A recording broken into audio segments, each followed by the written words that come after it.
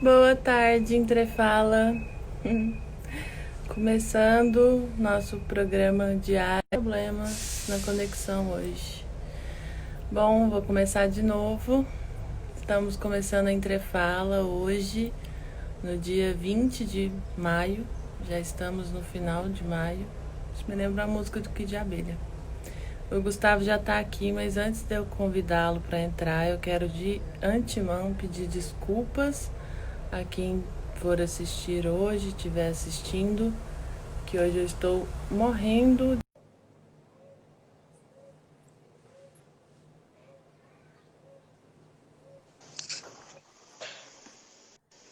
Olá.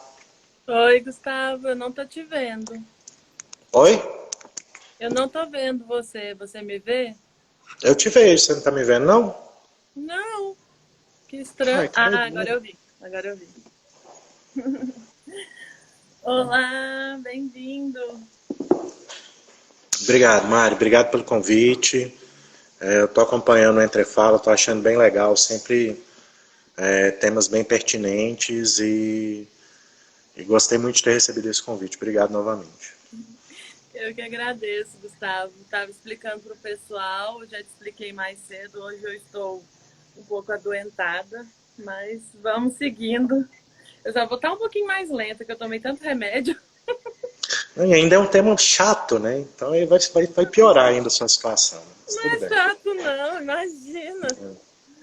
É, tá tudo certo aí, né? Eu tô te vendo bem, tô te ouvindo, então. Uhum. Bom, aqui é uma conversa. Eita. Ops, só porque eu falei que tava te vendo bem. Oi? Só porque eu falei que tava te vendo bem, caiu. Pronto, agora o meu áudio aqui foi embora. Peraí. Tá bom. Oi,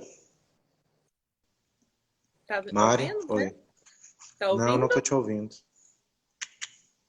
Peraí, Eita, você. travou tudo.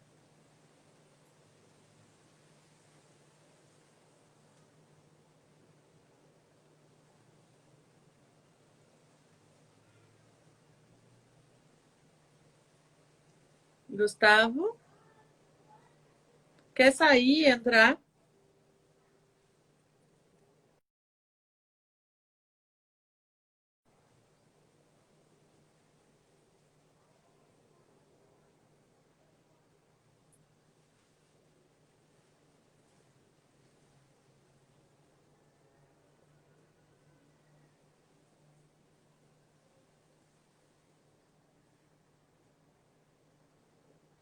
Estamos aguardando o Gustavo voltar.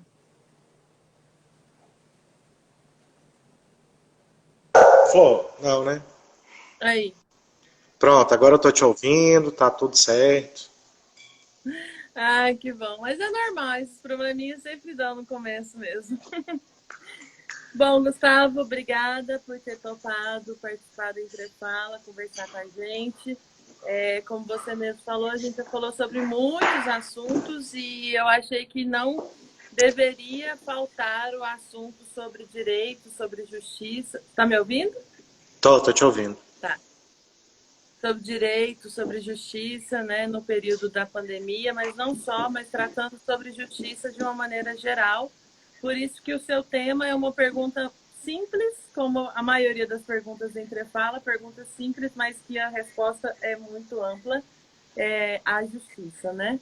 É uma interrogação se existe justiça mesmo, especialmente no Brasil. Eu começo sempre apresentando meus convidados e convidadas com aquele que está no nosso cardzinho e depois eu peço para que você se apresente, né? Fale alguma coisa que eu não falei, etc. Bom, esse é Gustavo Sabino Alcântara. Eu acabei de saber que Gustavo Sabino é um nome composto, achava que era sobrenome. Achei muito bonito. Composto. E ele é advogado popular e ele é mestrando em ciência política. E eu queria contar para quem está nos assistindo, ele não pode falar sobre isso, obviamente, por questões éticas, mas eu queria agradecer publicamente porque o Gustavo foi meu advogado num dos momentos mais críticos que eu já passei. Enfim, eu não vou entrar em detalhes sobre isso também. E aí eu Mário, gostaria. Mário, só um instante, por favor.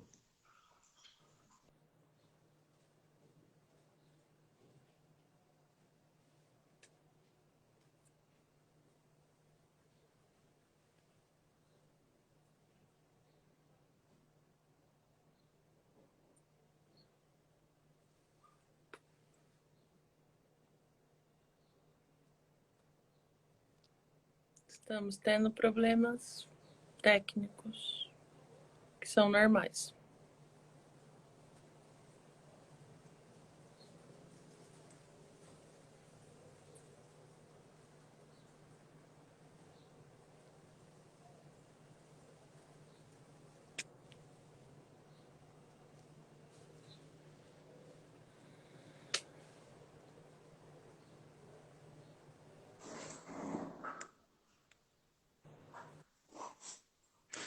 Oi, Melhorou?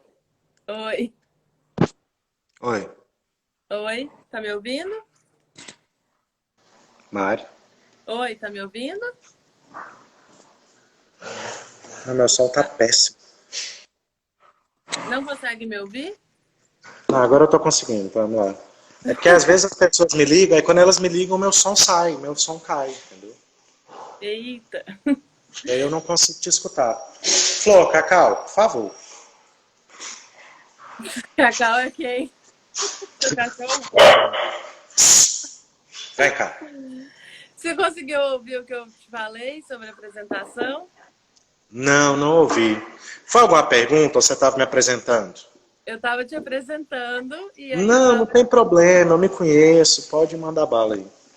Não, mas aí agora é a parte que você se apresenta. Que no Entrefala sempre tem essa parte que os próprios convidados se apresentam para além daquilo que eu falei, né? Eu falei que você Claro, é sim. advogado popular, mestrando em ciência política, que foi meu advogado durante um momento em que eu precisei bastante e que eu sou profundamente grata até hoje. E aí eu queria que você se apresentasse. Bom, pessoal, meu nome é Gustavo Sabino, né? Nome composto, Sabino era o nome do meu avô. Foi toda uma celeuma, porque meu pai queria me batizar de Sabino, minha mãe falou, não, Sabino eu não aceito, que nome feio e tal, então ficou Gustavo Sabino.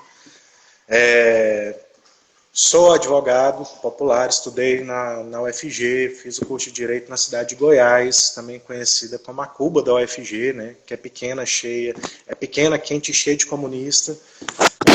Tem um perfil muito diferente do perfil da Faculdade de Goiânia, né? A faculdade é um pouco mais crítica, que se dedica um pouco mais à pesquisa, e esse perfil foi um perfil que mudou a partir do ingresso da turma especial lá em 2005, mais ou menos 2005, 2006, no período que eu estava mais ou menos no meu terceiro ano de faculdade. Então, peguei esse período de transição, ajudei também como membro do movimento estudantil a pensar essa transição, quais novos cursos seriam, então tenho também essa experiência com movimentos sociais desde a faculdade, na verdade, desde antes, desde o movimento secundarista e tudo mais. Também sou Ogã de Oiá, né? Ou seja, sou filho de santo, sou filho de Ogum. Então, essa perspectiva do povo negro, que também entra nesse debate sobre justiça, é uma perspectiva que me interessa. Algumas pessoas não me reconhecem dessa forma, mas eu me reconheço como negro, não só pela minha herança genética, né? Meu pai é negro, apesar da minha mãe ser branca, mas também pela minha própria constituição social, né?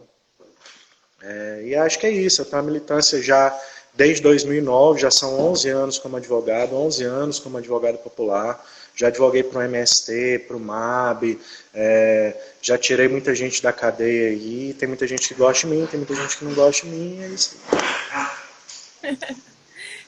Eu lembrei agora que eu devia ter falado isso, né? Além de você já ter sido meu advogado, a gente militou junto no movimento estudantil, né? Na época, Exatamente, militamos juntos, fomos DCE, o quê? 2009, né? Não, 2008, né? 2008, Foi aí exatamente. 2009, 2008 eu terminei o curso e acho que foi 2007, 2008 por aí. Exatamente. Bom, Gustavo, você já começou a falar um pouco da sua trajetória, mas eu queria que você aprofundasse um pouco mais, né, do que é ser advogado popular, porque acho que muita gente tem dúvida de qual que é a diferenciação entre você se dizer advogado popular né? Porque o direito tem vários ramos, e aí eu queria que você fizesse essa diferenciação mesmo. O que é ser um advogado popular? Eu lembro de você falando que tirou muita gente da cadeia, eu lembro de você nas ocupações das escolas, né? Que foi um outro momento também que você ajudou bastante a gente. Infelizmente, eu passei por isso. Nos movimentos de luta contra o aumento da tarifa e etc. Eu queria que você falasse para a gente o que significa ser um advogado popular, contando um pouco dessa sua trajetória.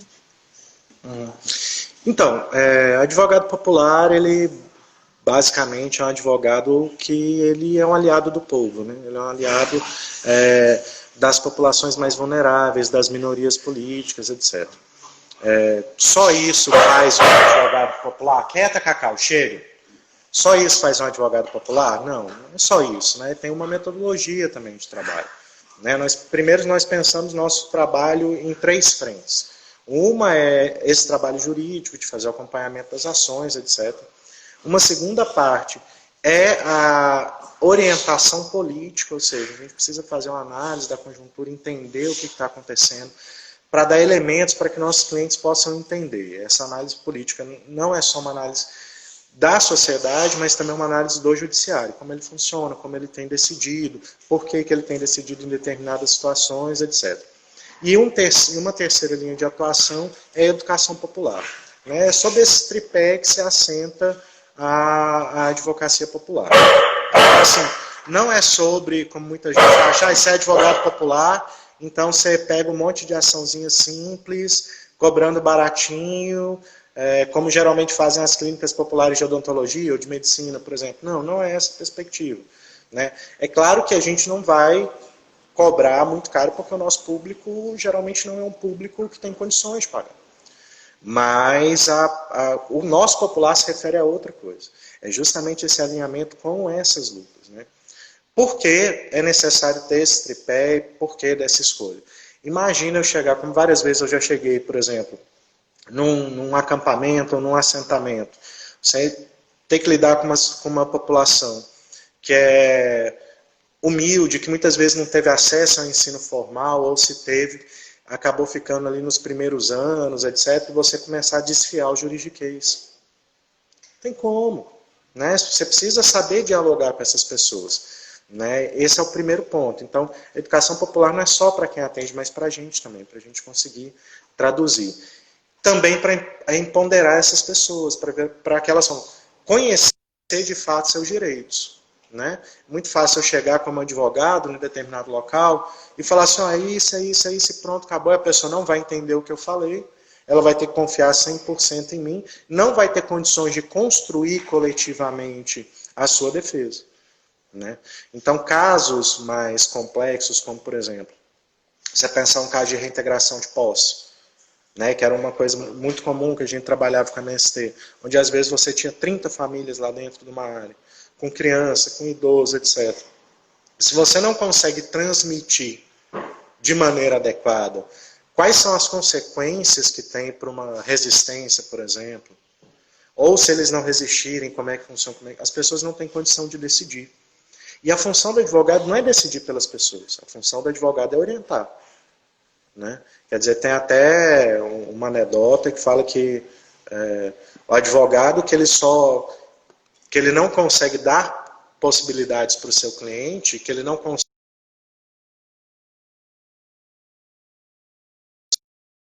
Eita, travou. Se você tem um problema concreto, Gustavo, eu posso te dar várias soluções. Oi. Alô, tá me escutando? Travou aqui no momento em que você estava falando que a função do advogado é orientar, e caiu aqui para mim. Você pode continuar daqui? Então,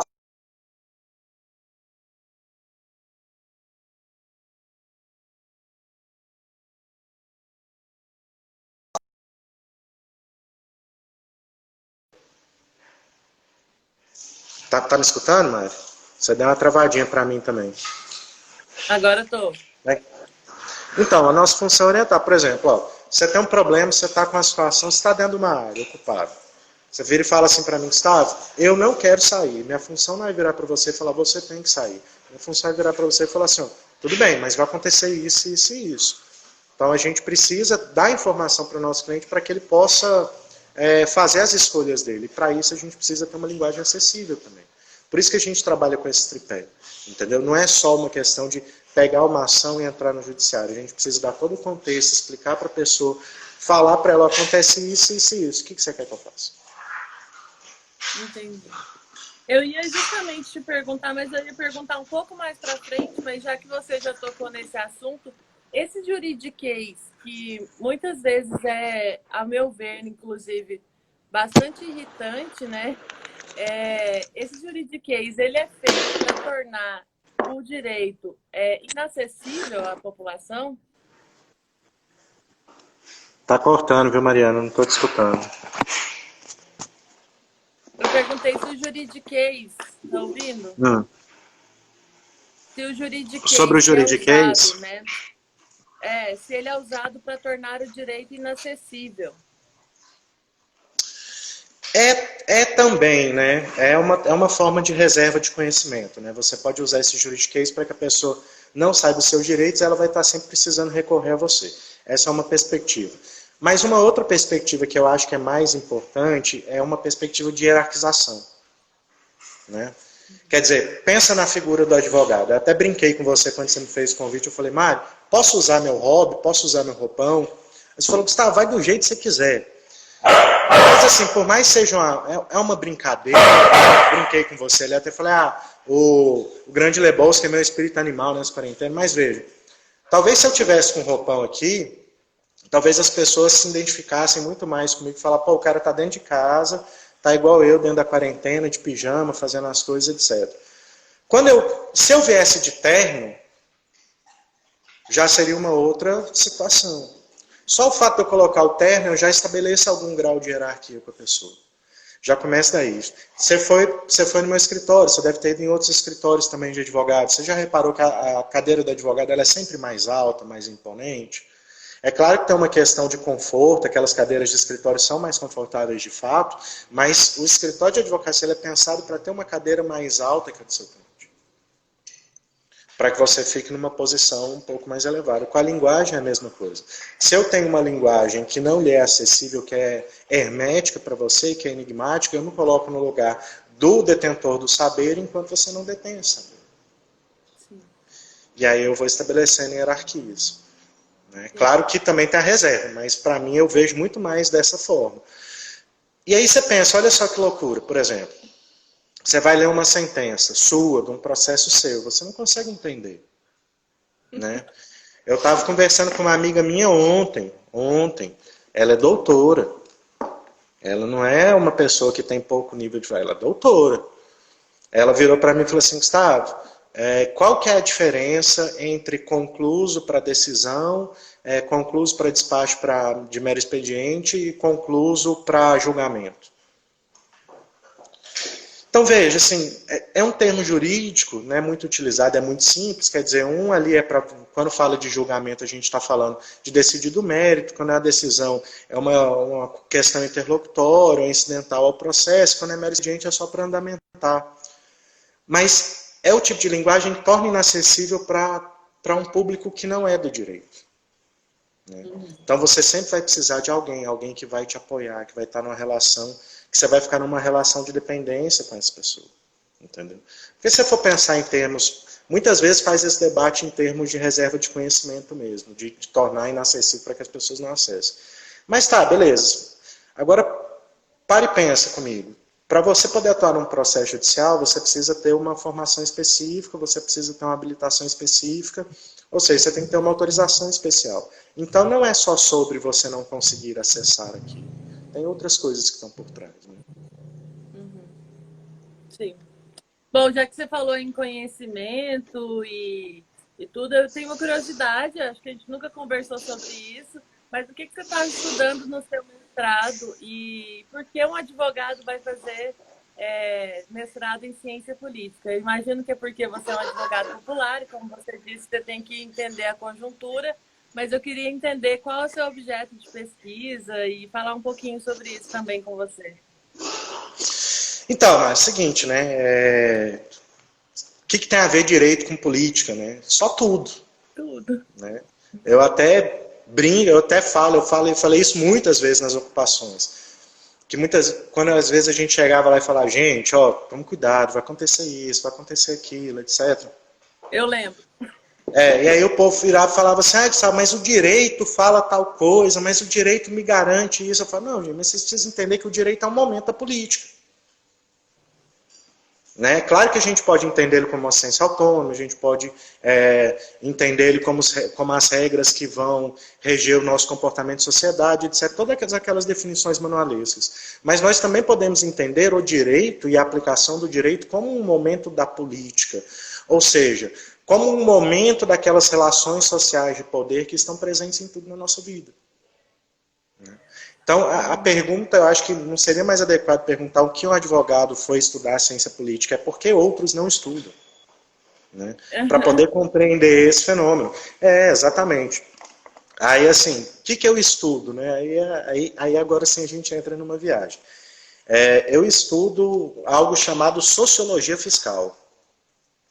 Né? E dentro da sociologia fiscal, eu me propus a fazer uma aproximação entre o Paul Pearson, que é um autor que trabalha com neoinstitucionalismo histórico, e algumas categorias analíticas da sociologia fiscal, para tentar ver se dá para a gente utilizar isso como um método, como é que é e tal, para poder avançar. Por quê?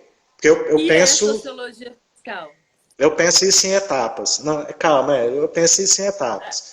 Primeiro eu vou fazer essa parte teórica no mestrado, e aí eu pretendo, no doutorado, estudar a Emenda Constitucional 95/2016, que é a famigerada PEC do teto, né?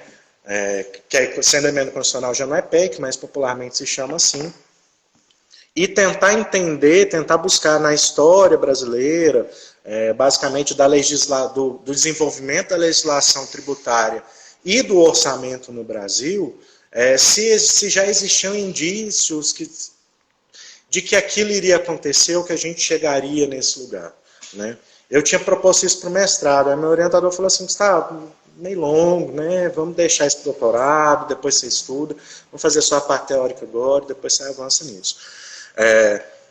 Assim, pode parecer nada a ver com essa atividade, né?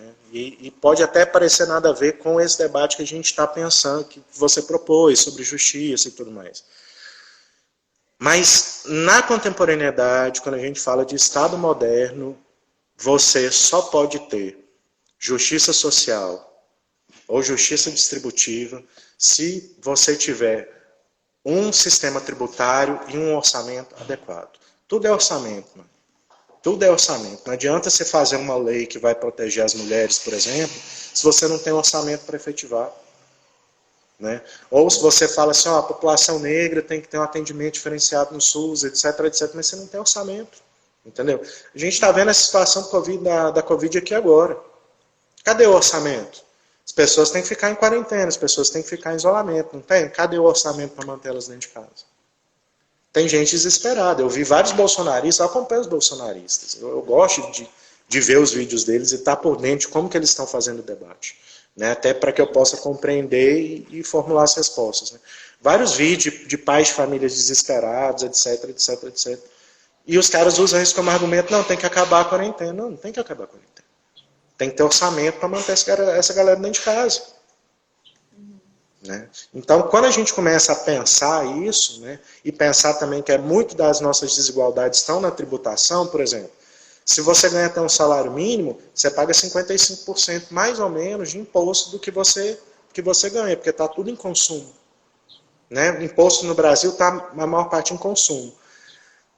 A partir disso vai subindo, os 3%, o 1% mais rico no Brasil não paga imposto. Eles vivem como se fosse num paraíso fiscal, entendeu? Aí você começa a fazer um monte de ligações. Por exemplo, você pensa Bolsa Família. Bolsa Família era redistribuição de renda ou era rearranjo? Porque se a maior parte dos impostos vem de quem ganha até um salário mínimo, então você não está distribuindo, você está rearranjando, você está pegando de um lugar, colocando aqui, mas... entendeu? E aí você começa a entender de fato o que é esse fenômeno chamado Estado e por que algumas coisas funcionam e outras coisas não funcionam. Sim. Bom, eu vou partir logo para a nossa pergunta central. E aí, na chamada do Entrefala, eu coloquei falando, porque tem sido dito, né, principalmente no nosso meio de militância, que a justiça no Brasil acabou desde o golpe de 2016. Mas, na verdade, se a gente for parar para pensar, e justiça para quem, né? A justiça já existiu desde o fim da escravidão para o povo preto, a justiça já existiu para os povos originários, indígenas, a justiça já existiu para setores oprimidos, como mulheres, LGBTs, que conquistaram direitos há pouco tempo. Então, eu vou te fazer a pergunta de US$ 1 milhão, a pergunta simples com resposta complexa: se há justiça no Brasil? Né? Pegando como elementos todas essas nuances, esses pequenos detalhes, mas que não são detalhes. E aí eu acho que é um pouco de provocação também à militância, que começa a dizer que depois de 2016 eu não acredito mais na justiça. Algum dia a gente já teve como acreditar nessa justiça? Então, Mário, quando você me fez esse convite para vir, falou qual era a temática, na hora eu fiquei muito feliz. Mas depois eu fiquei muito preocupado, porque eu fiquei pensando, falei, era melhor se tivessem me chamado para falar sobre física de buracos negros. Né? Porque veja bem, primeira coisa, o que é justiça? Né? Quando você fala justiça, o que você está querendo, o que você está querendo dizer? Você está falando de judiciário? Você está falando de um poder que vai decidir sobre a vida das pessoas? Porque esse é um sinônimo de justiça. Né? É um dos significados da palavra justiça. Outro significado também pode ser a correta aplicação da lei. Às vezes se entende justiça por você aplicar corretamente a lei. Né? Ou aplicar a lei de acordo com o que está prescrito e tal. E isso é um conceito de justiça. Qual que é o conceito de justiça? O que a gente está falando? A gente está falando de um ideal abstrato? Né? Então, já tem esse primeiro questionamento. O segundo questionamento você mesmo fez. Justiça para quem? Né? Tem um ditado romano, e o direito adora, quem é do direito adora as coisas romanas. Né? E soltar ditados, e às vezes fala em latim, né? Bem dentro daquilo que a gente conversou. Mas eu não vou soltar ele em latim, não, vou soltar traduzido aqui mesmo. Ufa! Que fala assim, ó, para os meus amigos, a justiça, para os meus inimigos, os rigores da lei. Né? Então, assim, você perguntar para mim assim, tem justiça no Brasil? Já existiu justiça no Brasil? Já. Mas para quem, assim? Né? Quais são as perspectivas de justiça que existem? Esse debate, Maria, esse debate não é um debate que começou esse século. Né? Desde a Grécia Antiga já se questionava o que é justiça, o que é o justo. Né? Você for pegar, por exemplo, Aristóteles, ele já fazia essa divisão. Ele já falava assim, existe uma coisa que a gente chama de justo, que é uma qualidade da lei ou da lei sendo aplicada, ou seja, você pode entender o justo como a lei sendo aplicada, mas a lei em si pode ser injusta. Então é só isso que a gente tem que olhar? Não, aí ele vai falar, olha, a gente tem que ver então a proporção que cada um vai receber dentro de determinadas circunstâncias, etc. E chega mais ou menos num conceito de justiça distributiva, né? Que é tratar desigualmente os desiguais na medida que eles se desigualam. Né? Isso lembra um pouquinho daquela outra frase muito famosa que um barbudo ajudou a divulgar, mas que não só ele repetia, que falava assim, de cada qual segundo a sua capacidade, a cada qual segundo a sua necessidade. Né? Que foi uma frase muito divulgada por Marx, mas foi algo repetido, é exaustão por comunistas, anarcocomunistas, etc, etc, etc. Se a gente for pensar nessa perspectiva, né, de você dar a cada um de acordo com a sua necessidade, ou dar a cada um, ou exigir de cada um de acordo com a sua capacidade, ou mesmo num sentido mais amplo, de pensar, de tratar desigualmente para tentar equilibrar as relações, né, isso é algo raro no Brasil. Isso não é algo que acontece com frequência. Se você for parar para olhar em termos de legislação, isso só vai começar a ser decodificado e respeitado a partir ali da Constituição de 88. Antes, você vai ter uma série de situações dentro da legislação brasileira que não vão permitir esse tratamento mais ou menos igualitário. E veja, quando eu estou falando igualitário, eu estou falando nesse sentido, de você observar as diferenças das pessoas. Porque você tratar de igual, situações diferentes, também gera injustiça. No começo, quando começou a se pensar o direito burguês, isso tudo eu estou falando de direito burguês, meu marido, não estou falando de comunista, estou falando de nada. É porque às vezes as pessoas podem entrar no meu perfil e vai falar, esse maluco estava com boné do MST, ele é advogado popular, fica falando de movimento social, aí não sei o que, esse é comunista. Sou, mas eu não estou falando de comunismo aqui, Edu. Eu estou falando de direito burguês. Como é que começou a se pensar? Então, se você for pegar a declaração dos direitos dos homens lá em França, o que você vai ver? Você vai ver falando, todos os homens são iguais. Todos são iguais. Agora sim, nós somos iguais? Nós não somos iguais. Nós podemos ser iguais em direitos? Podemos, mas se você não tiver uma forma de medir isso, ou mensurar, ou se você não tiver muita sensibilidade, se você tratar todo mundo igual, que foi uma coisa da primeira fase desses direitos humanos, ou desse direito burguês, você vai gerar desigualdades. No Brasil, durante muito tempo, nós tivemos tratamentos iguais que geravam desigualdade. Veja a situação, por exemplo, da Lei Maria da Penha.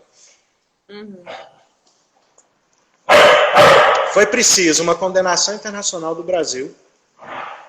E aí não vou falar nem toda a desgraceira que aconteceu com a Maria da Penha, porque não foi isso que motivou o Estado brasileiro. Não foi isso. Foi necessária a condenação internacional para que o Brasil tomasse uma medida e falasse, não, pera lá, a gente precisa equilibrar a questão. Mas mesmo assim, pergunto, não sou dessa área, não é meu campo de estudo, nunca me debrucei sobre esses dados. O Estado brasileiro faz o investimento necessário para que, de fato, essa lei seja eficaz? Nós temos delegacias de mulheres em número suficiente, nós temos treinamento dos policiais para que eles saibam lidar com essa situação. Entendeu? Nós temos toda uma estrutura para garantir a segurança. Então, veja que às vezes você tem um judiciário, às vezes você tem uma legislação que é positiva, né, que vai te garantir essa justiça, que vai te garantir essa igualdade. Às vezes você até tem um judiciário que está disposto a condenar, como de fato acontece aqui no Brasil. Às vezes você tem até uma polícia que está disposta a te ajudar, que é coisa rara, mas tem, de vez em quando acha, né? Mas às vezes você não tem um orçamento. Então, assim, quantas vezes eu já fui acompanhar, por exemplo, mulheres em delegacia, e elas foram mais uma vez vitimizadas. Porque chegava lá, ia relatar uma situação de abuso sexual, por exemplo, e era questionada se ela não tinha dado asa àquele abuso, se ela não tinha, de alguma forma, contribuído. Mas e a roupa que você estava? Mas você foi na casa do cara. Mas teve a situação assim, assado, tal. Veja, isso é um problema inerente às pessoas, de qualquer forma que eu fizer. O policial vai se comportar dessa forma, ou seria possível, através de investimentos em cursos de formação específico, mudar esse comportamento policial? Mais do que isso, uma corregedoria que possa atender de fato as necessidades das pessoas, ouvir as suas queixas e responsabilizar esse policial caso ele não age da forma correta. Porque também tem essa perspectiva. Eu já vi situações, por exemplo, de acompanhar uma mulher trans na delegacia e o policial militar tratá-la pelo nome que estava no RG dela, ao invés de utilizar o nome social. Eu lembrei, ele virou na minha cara e falou assim, pois é, doutor, ela me falou, a gente teve um curso, foi explicado isso pra gente, e eu sei que é assim. Mas então, fulano? Então a gente, veja, é todo um complexo, né? E tudo isso depende de boa vontade política, né? Sim. Se você for pensar, por exemplo, na situação da população negra no Brasil, né? Durante muito tempo permaneceu escravizada, subjugada, etc. Quando você tem, foi esses dias agora, e o povo pagando pau para a princesa Isabel, como sempre, né? Mas assim, quando você tem de fato isso é transformado em lei, e isso começa a coisa começa a ter um formato jurídico aqui no Brasil, você também não teve políticas, por exemplo, para integrar essa população na sociedade. Né? Só disso aí, Mário, você já pode falar que não há justiça. É justo você pegar todo um contingente populacional, mantê-los em condição de escravidão, certo? Com uma série de preconceitos raciais que vão de religião, cultura, alimentação, etc, etc, etc. De repente, você liberta essa população, você não tem nenhum tipo de política, né? Para ajudar essa população, para compensar essa população, diferente de outros países que até desenvolveram algumas políticas, mas no Brasil não houve. Muito pelo contrário, no Brasil o que houve? Teve imigração de europeus para cá, para substituir a mão de obra dos africanos, que aqui estavam, e criminalização da população negra. Isso é justiça? De qualquer ponto de vista que a gente possa observar, em alguns vão dizer que sim. Por exemplo, se você pega num discurso meritocrático, né, que está muito comum aqui no Brasil, inclusive o debate do Enem está passando por isso, eu vou falar, não, é justo, eu trabalhei, eu estudei, eu consegui, tá, o cara não está conseguindo porque não quer. Mas qual concepção de justiça é essa? Por isso que eu falei que quando você me convidou, no primeiro momento eu fiquei muito feliz, mas depois eu fiquei pensando, o que dizer? O que dizer? Porque são várias as concepções de justiça. Sim. São várias as formas como você pode ver isso. Né? Muitas pessoas vão dizer que o Brasil é um país em que as instituições funcionam e que há justiça. Que as leis funcionam, que você tem um judiciário que funciona, que você tem uma polícia que funciona. Né? Na minha perspectiva, o Brasil não é um país justo. Em alguns casos ele consegue ser, mas na maior parte do tempo ele não é. E começa lá na legislação. A gente avançou muito, mas tem muita coisa ainda que está aquém, que não dá conta. Né? E também no orçamento.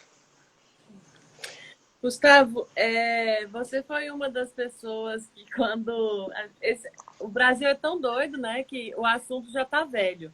Mas você foi uma das pessoas que falou brincando, mas falou que a análise sobre a saída do Moro do governo Bolsonaro eu deixo a cargo da Mariana. E eu acabei não fazendo, porque eu queria entrevistar alguém dessa área para falar sobre isso comigo. E nada melhor do que um advogado, você é o primeiro advogado que eu entrevisto aqui.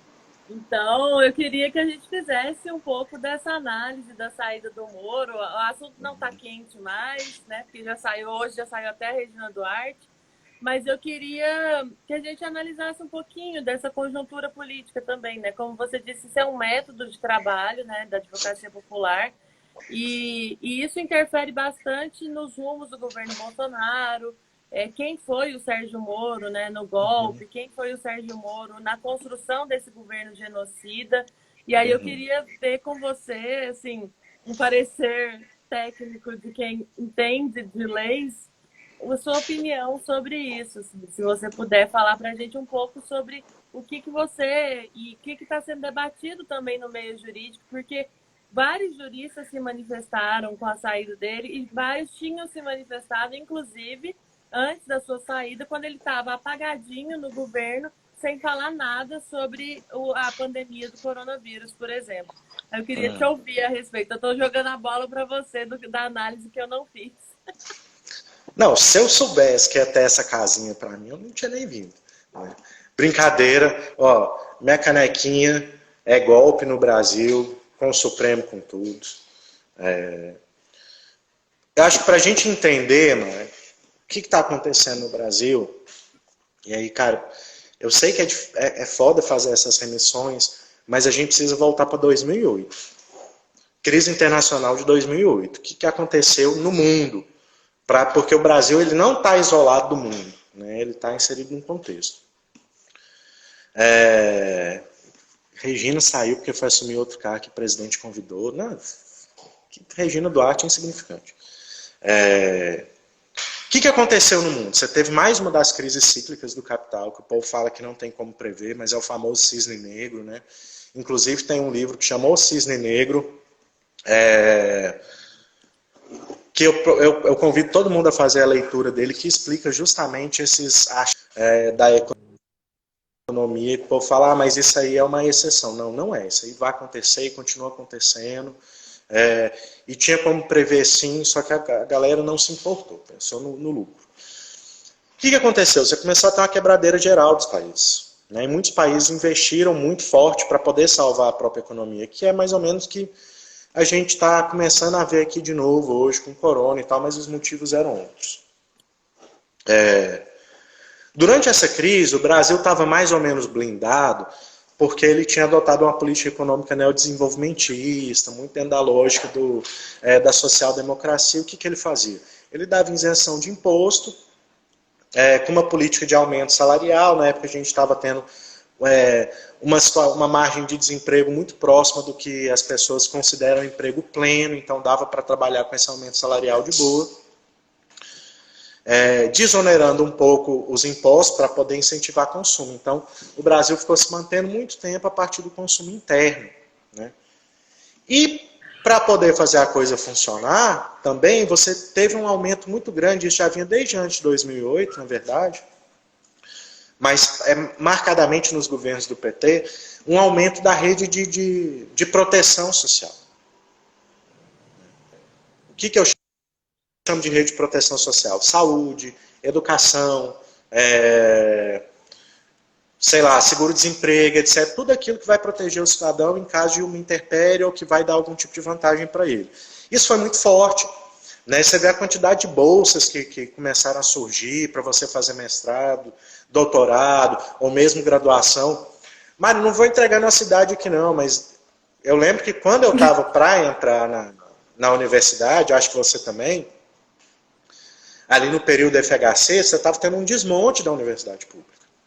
Né? Se você pegar o que é a universidade pública na era do PT, o que foi, e aí a gente não sabe o que vai virar, mas e pegar o que foi na época do FHC, é um outro mundo, é uma outra história. Né? Então você teve investimento, o governo federal fez um investimento muito forte nisso, muito massivo, em programas que se chamam de distribuição de renda, não vou entrar nesse debate novo, mas que também geravam gastos para o cofre público. O que acontece? Essas políticas elas têm um limite. Né? Quer dizer, como que você vai ficar gastando indefinidamente? Uma hora, para você conseguir fazer isso, você tem que ter sempre arrecadação alta. Arrecadação alta, arrecadação alta, arrecadação alta. Lá em 2013, 2014, quando a população vai para a rua, quando todo o povo vai para a rua, a gente estava numa situação de pleno emprego, estava todo mundo muito bem, e tanto é que a pauta não era uma pauta de questões, por exemplo, queremos saúde, queremos educação. Não, nós queremos melhor, nós queremos mais. Não aceito pagar uma passagem dessa com um serviço de ônibus tão ruim. Uhum. Né? Eram pautas por melhorias no serviço público. Isso é algo que Kaleck já previa quando falava lá da Alemanha nazista. Né? De como que a Alemanha nazista criou todo um mecanismo para poder controlar esse tipo de manifestação. Por quê? Porque numa economia muito aquecida, numa economia que você tem pleno emprego, que as pessoas têm muito acesso, elas não reclamam mais do básico. Elas começam a reclamar por mais e pedir mais. Isso gera pressão salarial, isso gera pressão por aumento de gastos do governo, isso traz uma série de problemas. Só que, paralelamente a isso, o que estava acontecendo? Você já estava tendo um desaquecimento da indústria nacional. Por quê? Porque nosso modelo de bem... Porque a gente estava consumindo muito, estava. Mas imagine, você não compra uma geladeira nova a cada ano, você não troca de carro todo ano. Uhum. Né? Você fica um certo período. Então as pessoas começaram a consumir, consumiram, e aí de repente começa a ter um desaquecimento do consumo interno. A crise internacional ainda não tinha passado. Certo? Dilma, quando ela foi reeleita, ela entendeu esse quadro. O ministro da Fazenda dela, que eu não lembro o nome, depois virou do BC um tempo, não sei se foi do Temer, ou foi do... não lembro. Ele também entendeu isso. Então, o que era a proposta deles? Falar assim, não dá para a gente ficar numa estrutura tributária como a brasileira, que é extremamente regressiva. em que você tributa só consumo e só os mais pobres. Precisamos também começar a distribuir essa taxação para sustentar essa malha de proteção do Brasil. E foi de fato o que aconteceu. Ela começou a propor isso. Não por acaso, qual que era um dos maiores lemas nas manifestações pela deposição da presidente Dilma? Não vamos pagar o pato. A Fiesp estava falando claramente, não vamos pagar impostos para manter essa malha de proteção social. Veja, você está viajando, não tem nada a ver, você está fazendo umas comparações aí. Tá, então tá bom, pega a emenda constitucional 95/2016, a PEC do teto. Por acaso ela foi acompanhada de uma reforma tributária que desonera a população mais pobre? Que são justamente as pessoas que financiam o Estado nesse país. Não, não foi. Então, o que foi feito? Não, então, para a gente não ter que aumentar imposto, vamos diminuir essa malha de proteção social até extingui-la, se for possível. Né? E, ao mesmo tempo, vamos manter essa população mais pobre. A gente precisa de algumas coisas funcionando. A gente precisa da polícia que tem que continuar descendo porrete neles, a gente precisa do judiciário que vai continuar mandando eles para a cadeia, né? A gente precisa manter os privilégios dos políticos que fazem aquilo que a gente deseja, aquilo que a gente espera, etc, etc, etc. Tá, Gustavo, mas o que isso tem a ver com o Sérgio Moro? O que isso tem a ver, etc, etc? Então, alguém acha ruim? A gente tem 12 minutos e ainda tem algumas perguntas aqui. Tá. Só para te avisar. Alguém acha ruim universidade gratuita? Alguém acha ruim ganhar uma bolsa? Alguém acha ruim chegar num hospital público e conseguir ter atendimento? Ou mesmo que esse atendimento melhore? Alguém acha ruim receber aposentar com 60, 65 anos? Não, ninguém acha isso ruim. Então você precisava de um outro elemento. Esse discurso que eu fiz, todo esse debate que eu fiz, ele é o real, ele é o motivo real, concreto. Mas você precisava de um outro elemento, um elemento que pudesse mover a população. Entra aí o senhor Sérgio Moro. O senhor Sérgio Moro traz a justificativa moral para o desmonte desse estado de bem-estar social no Brasil. Ele é essa pessoa. Quando alguns falam que Bolsonaro é cria do Moro, né, eu acho que está equivocado, porque, na verdade, ambos são subservientes a um projeto de uma fração da elite no Brasil. Né? Isso é fato. Agora, de fato, quem cria as condições na cabeça do cidadão médio brasileiro para que um cara como o Bolsonaro, claramente um fascista, possa ascender ao poder, é o Sérgio Moro e a Lava Jato. É o Sérgio Moro e a Lava Jato. Não existe outra coisa que possa ser dita. É assim, foi proposital muitas das coisas que o Sérgio Moro fez? Claro que foi. É óbvio que foi. Deflagrar a coisa durante a eleição, etc. Mandar prender Lula, fazer isso, fazer aquilo. Tinha fins eleitorais. Ele estava dentro de um determinado projeto. Não por acaso, quando o Bolsonaro é eleito, ele assume como ministro da Justiça. Ali, para mim, ele já assinou o seu atestado de parcialidade. Já mostrou que ele tinha vindo. Entendeu? Por que ele saiu? Eu tenho uma teoria muito conspiratória, que aí eu não vou falar, que eu guardo para os meus amigos. Mas eu acho que ele chegou num limite. Assim. Tanto do que estava sendo feito dentro desse governo, com relação à pandemia, né, quanto com a vontade do Sérgio Moro de... As aspirações políticas dele, ele sabia que ele sairia prejudicado nas aspirações políticas dele. Né? Essa é uma questão, mas eu acho que também tem alguns elementos que começam também a desagradar. Porque, veja, por mais que você seja um fascista, por mais que você concorde, por mais que você compactue com toda essa situação, uma hora a água bate na bunda. Uma hora você vê e fala assim, não, espera aí, isso aqui foi longe demais. Entendeu? Eu acho que foi um misto de tudo isso um pouco. Né? De falar assim, olha, tinha minhas aspirações políticas, isso aqui vai começar a me prejudicar, eu acho que ele foi um pouquinho longe. Olha, se eu ceder aqui na PF, isso uma hora vai chegar em mim, então também toda a minha imagem vai se sujar, etc. Não acho que seria algo, Mari, por falar assim, porque eu fui extremamente ofendido nas minhas concepções. Não, acho que ele foi pragmático. Sim. Acho que ele foi pragmático, sabe? Dentro desse pragmatismo dele, ele abandona o governo, mas é um safadão, né?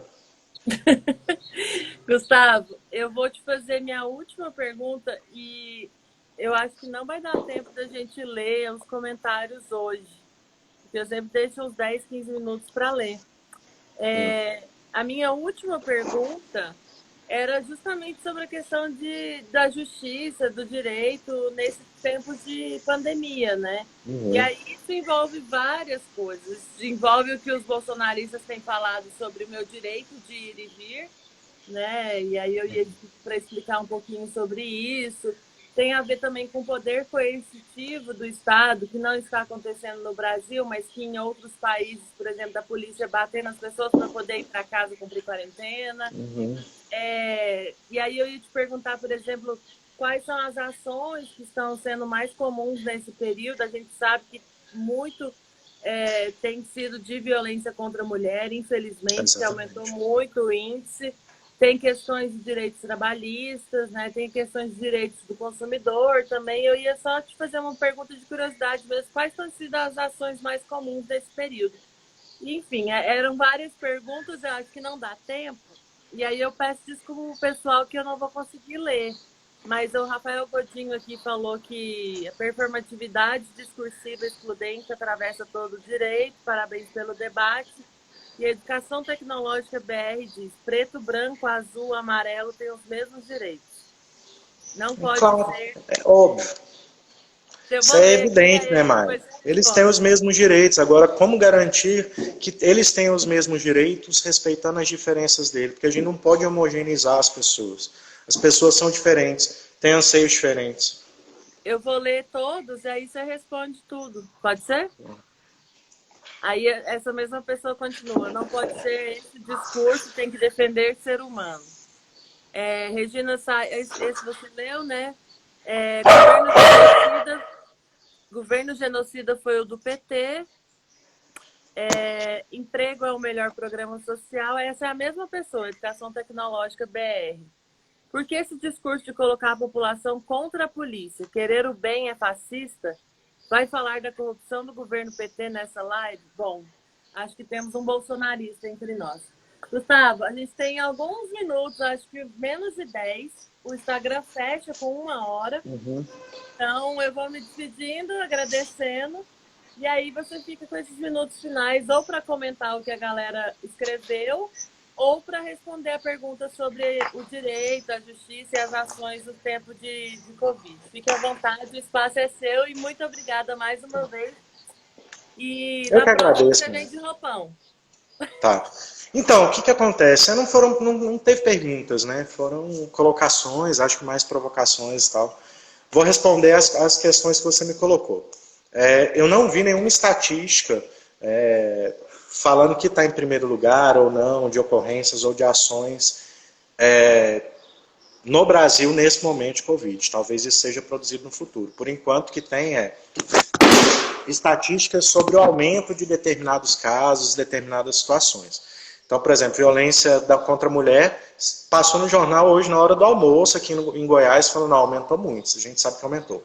Ações para diminuir preço de aluguel, porque as pessoas não estão conseguindo pagar. Divórcio.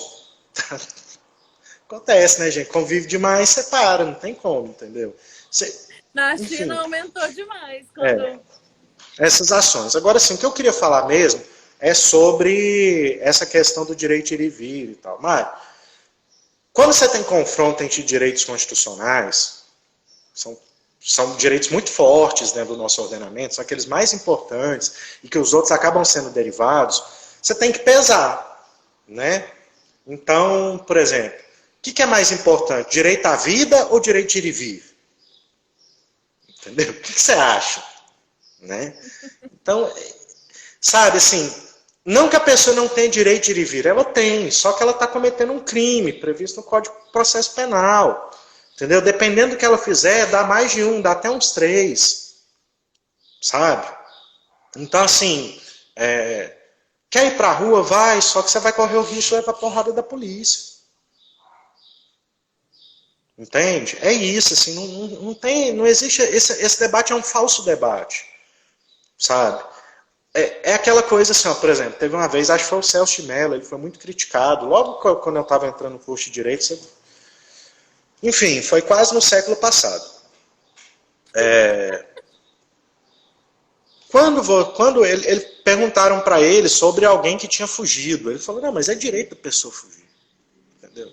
Porque veja, quando você fala direito penal, não tem alguém que fica ali do seu lado, segurando, falando assim, você não vai fazer tal coisa. Você vai, mas você vai ter uma reprimenda do Estado. Você entende? Então, assim, você quer ir, vai, ninguém vai te segurar em casa e falar, não, não saia, seu direito de ir e vir está garantido. Agora, como com isso você está ferindo um outro direito, e existe uma reprimenda prevista em lei, você vai sofrer essa reprimenda. Entendeu? Assim, isso para mim está fora de discussão. Se quiser começar a discutir isso, então vamos discutir outras coisas também. Aí a gente vai começar a usar droga no meio da rua, andar pelado, entendeu? Porque é meu direito também, sabe? Esse é o problema desses caras. Eles acham que só eles têm direitos. E eles fazem uma interpretação do direito deles tal, que o mero exercício do direito deles já suprime o direito do outro. É uma coisa assim, tão absurda, que eu acho que daqui a 50 anos, quando falarem disso nos livros de história, assim, vai ser difícil compreender o que aconteceu nesse momento, entendeu? Eu tenho pena dos historiadores, Mário. Eu tenho pena, porque como que vocês vão explicar a ascensão do fascismo no Brasil? E como é que a gente chega em 2020, 2021, entendeu? Isso vai ser uma loucura. Até estava conversando com uma amiga minha esses dias. Cara, se continuar desse jeito, quando esse governo acabar, e quando a gente conseguir derrubar esses caras, a gente vai precisar trocar a bandeira do Brasil. Porque vai ser um símbolo tão forte, vai trazer tanto gatilho para as pessoas, como se fosse uma suástica, por exemplo. Sim. Está começando a ficar associado, entendeu? Então é isso, sabe? Para mim, aí fazendo um link com a nossa temática, né? Não que eles não tenham um senso de justiça, eles têm. Mas é um senso de justiça que você poderia chamar de neoliberal, que é individualista, né? Em que a coletividade não deve fazer nenhum sacrifício em prol do indivíduo, mas que o indivíduo deve... Tá. Só te avisar, o Instagram me avisou aqui que faltam 2 minutos, tá? Tá. Que a coletividade não deve, que o indivíduo não deve fazer nenhum sacrifício em prol da coletividade, mas a coletividade deve fazer sacrifício em prol do indivíduo. Entendeu? Então é uma lógica assim muito louca. Inclusive quem quiser entender bem como é que funciona essa racionalidade, essa forma de pensar, tem um livro da Wendy Brown que chama Undoing the Demos. Alguma coisa como Desconstruindo o Povo, ou Desconstruindo o Coletivo, a Democracia. Eu não lembro o título dele em português, eu sei que tem tradução. Eu sei que é piegas e pedante falar título em inglês, mas é porque eu li em inglês quando não tinha tradução. Então, fica a dica de leitura para tentar entender um pouco qual que é a percepção que essa galera tem da função do Estado, o que é o coletivo para essa galera e tal. E veja, ela não estava falando de fascismo, ela estava falando de neoliberalismo. Uhum. Bom, é isso. A gente encerra por aqui. Obrigada, Gustavo. Já te agradeci, mas agradecer novamente por ter participado do Entre Fala. Espero que você tenha gostado. As casinhas foram poucas. E Mário, eu gostei muito. Obrigado. Obrigado pelo convite. Eu acho que eu não falei no começo. Você é uma pessoa que eu admiro demais. Eu me sinto muito honrado mesmo de você ter me chamado para falar. E eu acho que você devia acatar a sugestão do camarada lá, que falou para fazer uma live para falar mal do PT. Eu